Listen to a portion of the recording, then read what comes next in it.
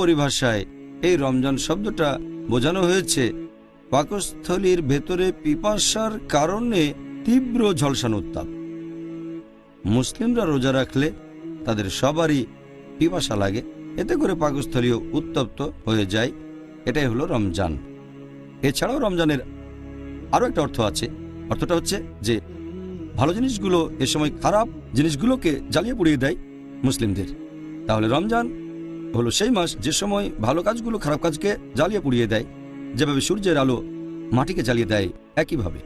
আর উত্তাপ, এটা দিয়ে যে কোনো বস্তুর আকার বা আকৃতি বদলে ফেলা যায়।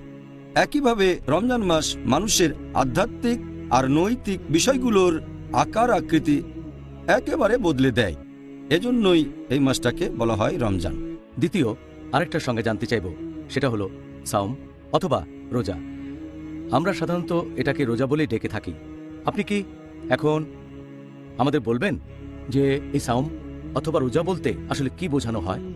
সাওম একটা আরবি শব্দ, এক বচন। সিয়াম হলো বহু বচন। সাওম বা সিয়াম এই শব্দটা এসেছে আরবি শব্দ সামাত থেকে, যার অর্থ নিজেকে বিরত রাখা, সংযত রাখা সাধারণ জিনিস থেকে। হতে পারে সেটা খাওয়া, পান করা বা কথা বলা। আর যে ব্যক্তি সাওম পালন করে, এসব থেকে বিরত থাকে, সেই ব্যক্তিকে বলা হয়ে থাকে সায়েম। পবিত্র কোরআনে এই শব্দটা আছে সূরা মারিয়াম অধ্যায় নম্বর 19 আয়াত নম্বর 26। ফেরেশতাগণ তখন কথা বলছেন মরিয়ম আলাইহিস সালামের সাথে। তিনি ছিলেন যীশু খ্রিস্ট আলাইহিস সালামের মা। সেখানে এই শব্দটা আছে।